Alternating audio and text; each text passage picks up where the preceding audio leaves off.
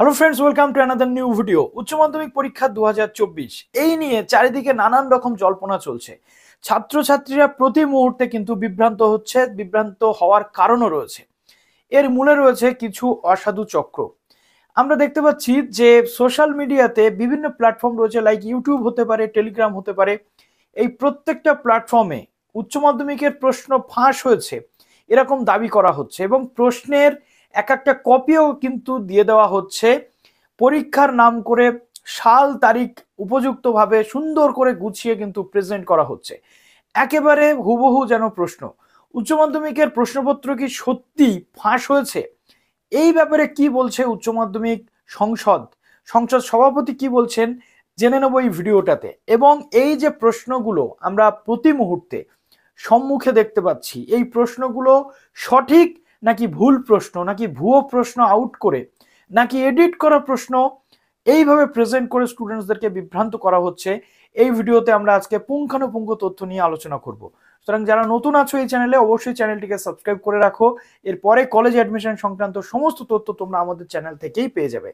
প্রথম কথা হচ্ছে, উচ্চ মাধ্যমিকের যে প্রশ্নপত্র গতকাল থেকে ভাইরাল হচ্ছে একাধিক প্রশ্নপত্র, এবং এই নিয়ে আমাদের কিছু ইউটিউবার বন্ধুও কিন্তু হুবহু সেই প্রশ্নগুলোকে দেখিয়ে দেখিয়ে বলেই দিচ্ছে যে এই হয়েছে প্রশ্নপত্র, এরকম হয়েছে। অর্থাৎ সেই প্রশ্নপত্রের সুযোগ নিয়ে নিজেদের কিছু সাজেশন তারা প্রডিউস করছে, সেটা অবশ্যই ভালো জিনিস।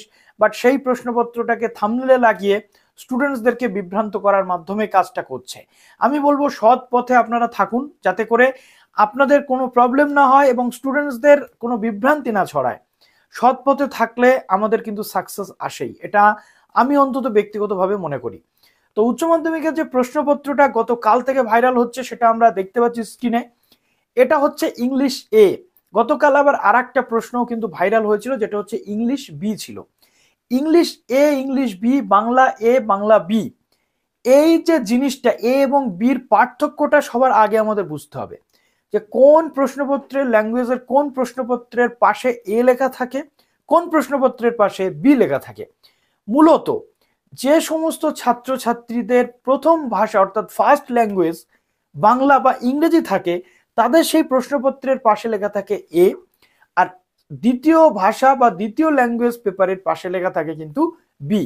অতএব 16 তারিখে উচ্চ মাধ্যমিকের যে পরীক্ষাটা হয়েছিল, সেই পরীক্ষাতে বাংলা যাদের প্রথম ভাষা ছিল তাদের পাশে লেখা ছিল এ, ইংরেজি যাদের প্রথম ভাষা ছিল তাদের পাশে লেখা ছিল এ। তাহলে আমাদের দ্বিতীয় ভাষা কবে? দ্বিতীয় ভাষা আগামীকাল, যেখানে ইংরেজিতে আমাদের লেখা থাকবে বি। কালকে যাদের বাংলা দ্বিতীয় ভাষা বা উর্দু বা অ্যারাবিক দ্বিতীয় ভাষা, তাদের লেখা থাকবে কিন্তু বি।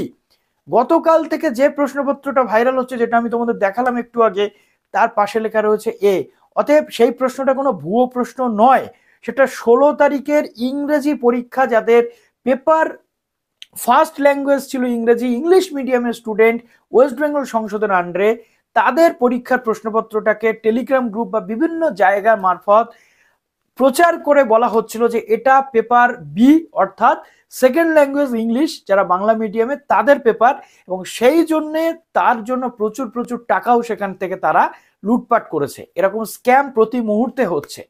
আমাদের বর্তমান যে সিচুয়েশন রয়েছে, আর্টিফিশিয়াল ইন্টেলিজেন্স দিয়ে কি কি না করা যাচ্ছে, সেখানে প্রশ্নপত্রের ফ্রন্ট পেজ চেঞ্জ করা 2 মিনিটের খেলা, এটা আমাদেরকে বুঝতে হবে। এবং এই নিয়ে আরো একটা প্রশ্নপত্র ভাইরাল হয়েছে, যেখানে আমি দেখতে পাচ্ছি, এখানে দেখো স্ক্রিনে দেখিয়ে দিচ্ছি, ইংলিশ বি, বাট এটা কিন্তু সম্পূর্ণভাবে এডিট করা। এরকম কোনো প্রশ্নপত্র এখনো পর্যন্ত ফাঁস হয়নি। সংসদের পক্ষ থেকে চিরঞ্জীব বাবু কিন্তু এটা তার অবস্থান পরিষ্কার করেছেন।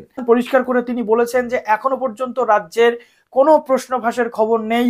পরীক্ষার দিন মোবাইলের মাধ্যমে কারচুপি করে প্রশ্ন বেরিয়ে যাচ্ছে, সেটা আলাদা বিষয়, সেটা কিন্তু অন্যরকম ব্যাপার, তার জন্য ব্যবস্থাও নেওয়া হচ্ছে।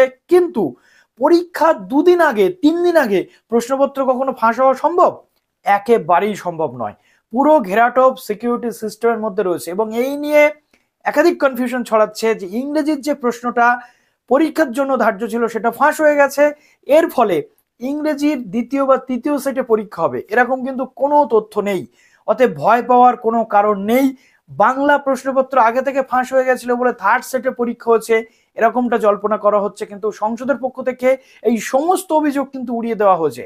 অতএব কোনো প্রশ্নপত্র ফাঁস হয়নি, কোনো অসাধু চক্র আমাদের যে শিক্ষা ব্যবস্থাটাকে একটা ছেলে খেলায় পরিণত করতে চাইছে, ছাত্রছাত্রীদের পড়াশোনার যে মোটিভেশন, ছাত্রছাত্রীদের পড়াশোনার যে মনোযোগ, সেটাকে নষ্ট করতে চাইছে।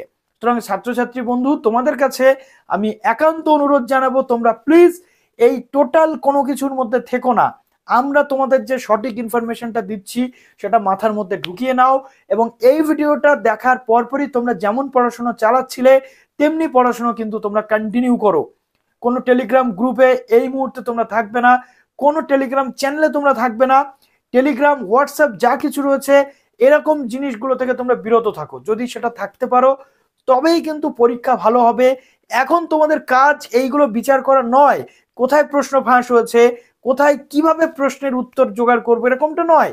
তোমরা যে প্রশ্নগুলো এতদিন করে এসেছো, পড়াশোনা করে এসেছো, নিজেদের উপরে আত্মবিশ্বাস রাখো, আত্মবিশ্বাসটা কখনো ভাঙতে দিও না। তুমি জয়ী হবে। নিজের উপরে ভরসা রাখো, তোমার টিচারদের উপরে ভরসা রাখো। এবং আগের পরীক্ষাতে কি হয়েছে, থার্ড সেট, এবারেও প্রশ্ন ফাঁস হয়েছে মানে থার্ড সেট হবে এরকমটা কোনো কথা নেই। আগের পরীক্ষাতে যে থার্ড সেটে পরীক্ষা হয়েছে তারও কোনো কনফার্মেশন নেই। অতএব এই সমস্ত জল্পনা থেকে ডিস্টেন্স মেনটেন করো, নিজেদের ফোকাস করো পরীক্ষার জন্য। এই টোটাল যতগুলো প্রশ্নপত্র সোশ্যাল মিডিয়াতে ঘুরছে পুরোটাই জালিয়াতদের কারসাজি। তারা চাইছে স্টুডেন্টসদের মনোবল ভাঙতে, একটা জেনারেশনকে ধ্বংস করে দিতে।